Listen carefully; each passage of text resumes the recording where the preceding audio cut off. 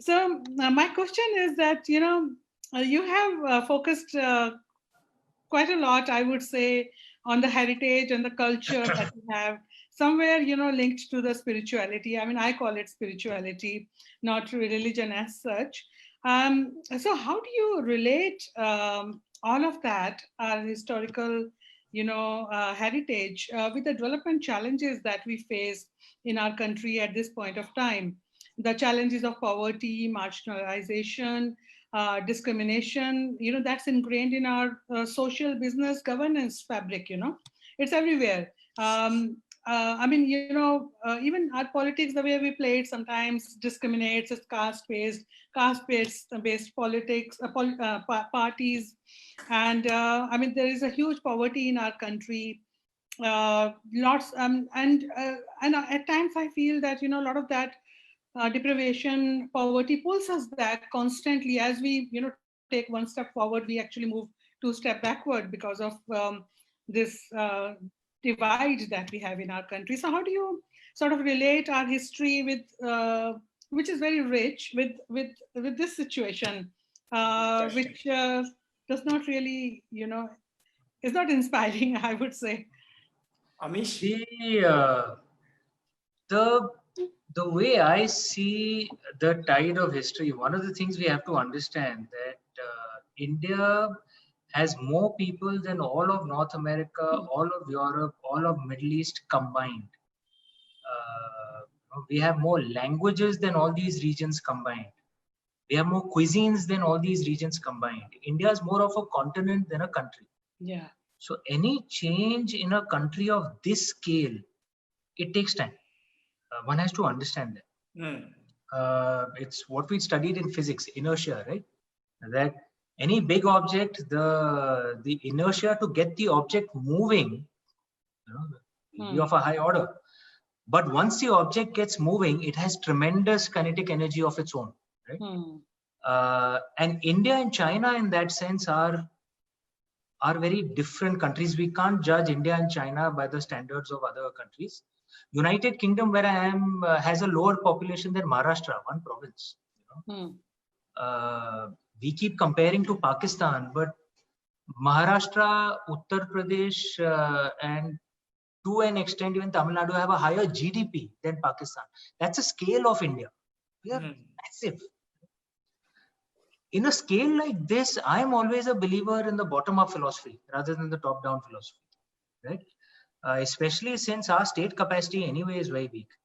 If it's a bottom-up philosophy, then I appreciate what Sri Aurobindo said, that it's essentially about Shakti, it's essentially about drive.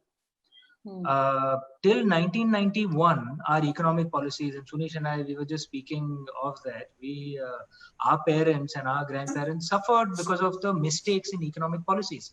Pre-1991, we've chosen socialism, which has an unparalleled record of destroying every single economy where it has been tried, every single one. There hasn't been one country where socialism has actually succeeded in creating wealth. Pre-1991, we are doing that. Why? Because the elite decided that they can tell Indians what to do and manage it. Reality was they made a mess. In 1991, as we liberalized, as we let Indians, the common people run their own show, you'll find we pulled more than 200 million people out of poverty. Right? And among them are, my family and Sunish's family. By most standards, we weren't well off at all. Right? Yeah.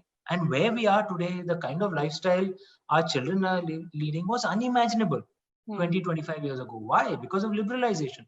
You'll notice this across all sectors. In politics, you'll find it was dominated by largely upper caste and upper class, largely. Let's be honest. Pre-1991, they may have said liberal things, but they were all upper caste, upper class. Now suddenly people from the bottom have actually risen and are running the show at the states and at the center. Correct? You see in companies, earlier there used to be what were called boxwala companies. Sunish, you remember that term, right? Boxwala, where basically to be the CEO or the top guy, you had to be the kind who could, differentiate between what is scotch and whiskey. Sala, apne ko kya malum, boss? We are Indians, yeah. We are so used to drinking, Indian red label If someone gives us the genuine stuff, we probably will not recognize it, right? All digest. But now people from that humble background can make it to the top.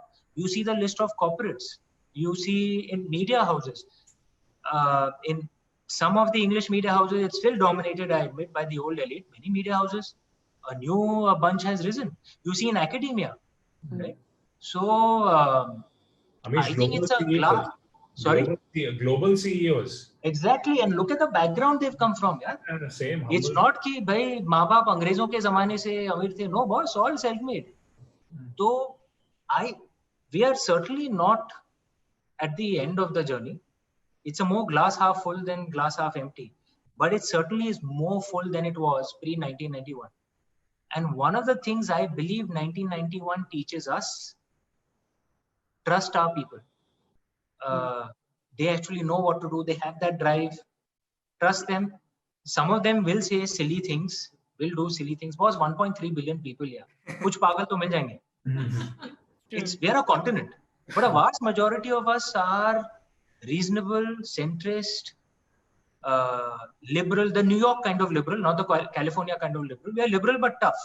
हम लोग वो liberal or weak नहीं है. We are liberal but tough. Most Indians are actually in that, across all religions, across all castes, are in that center. So I'm actually very optimistic about India. And I think if we leave it to the people, I think,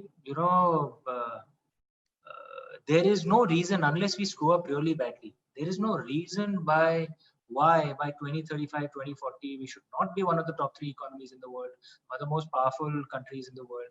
It'll be a question, what kind of country will we be? Will we be a more decent superpower than many of the superpowers that have come before us? But there's no reason why we shouldn't be, unless we mess up really badly, which I don't think we will.